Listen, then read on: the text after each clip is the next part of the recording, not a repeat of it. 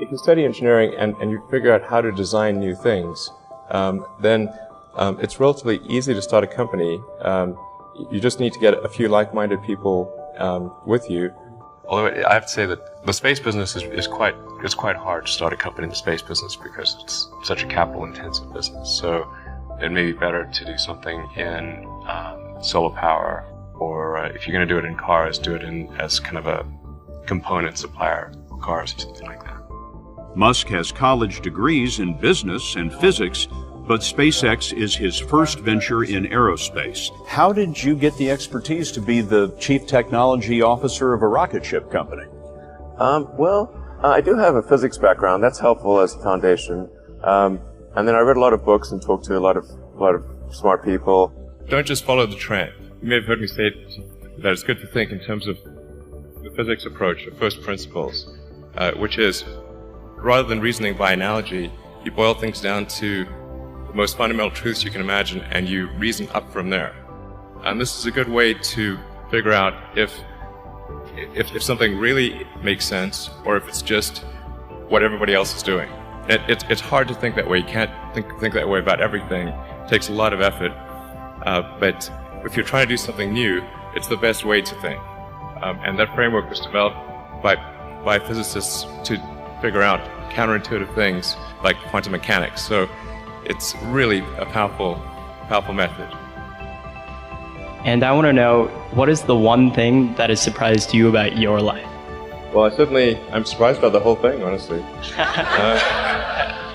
I certainly didn't expect for any of these things to happen, honestly.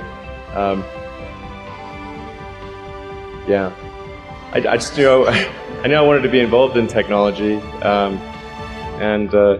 In fact, the only reason I started a company back in '95, an internet company, was because I couldn't get it. There were only a few internet companies, and I couldn't get a job at any of them. So I tried to get a job at Netscape, and sent my resume in and tried hanging out in the lobby, but I was too shy to talk to anyone. And then I was like, okay, well, I guess I'll have to start a company because I can't get a job anywhere. Thank you.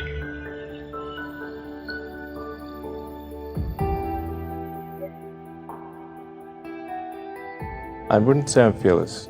In fact, I think I feel fear quite strongly.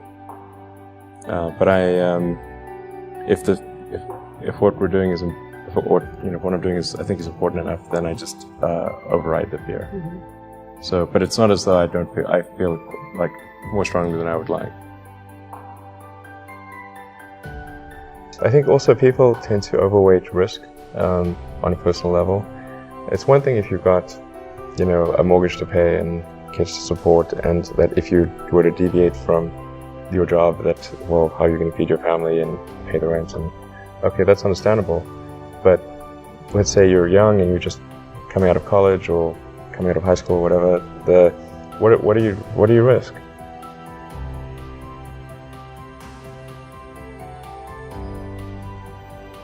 You're not going to starve. I mean, right. It's really certainly not in any kind of modern economy. It's so easy to earn enough money just to live somewhere and eat food. I don't know what are they afraid of? They're mostly afraid of failure, I think.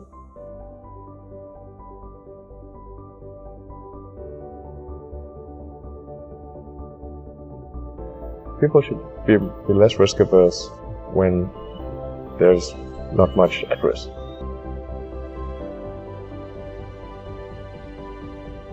What is education? Like, you're basically downloading data and algorithms into your brain, and it's actually amazingly bad in conventional education. Because it shouldn't be like this huge chore. Like, the more you can gamify the process of learning, the better.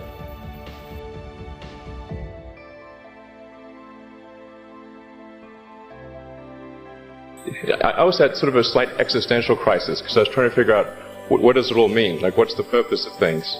And I came to the conclusion that if we can advance the knowledge of the world, if we can do things that expand the scope and scale of consciousness, then we're better able to ask the right questions and become more enlightened, and that's really the only way forward. what drives you?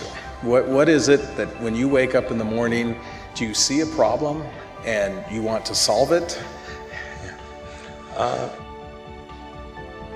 The thing that drives me is that I want to be able to think about the future and feel good about that. So that we're doing what we can to have the future be as good as possible. To be inspired by what is likely to happen, and to look forward to the next day. So that's what really drives me is trying to figure out how to make sure that things are great and going to be so, and that's the underlying principle behind Tesla and SpaceX. Is that I think it's pretty important that we accelerate the transition to sustainable generation and consumption of energy. It's inevitable, but it matters if it happens sooner or later.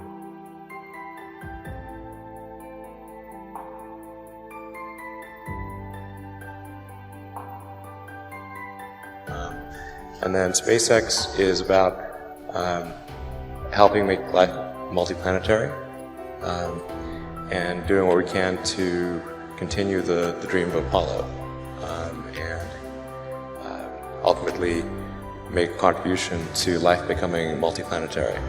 Well, let's talk a little more about that. I think everyone very interested in that when you say making life multiplanetary. Yeah, that's exciting. It is exciting. So what's your vision there? I think, particularly for Americans, like think about America is a nation of explorers. People came here from other parts of the world. They, chose to give up the known in favor of the unknown.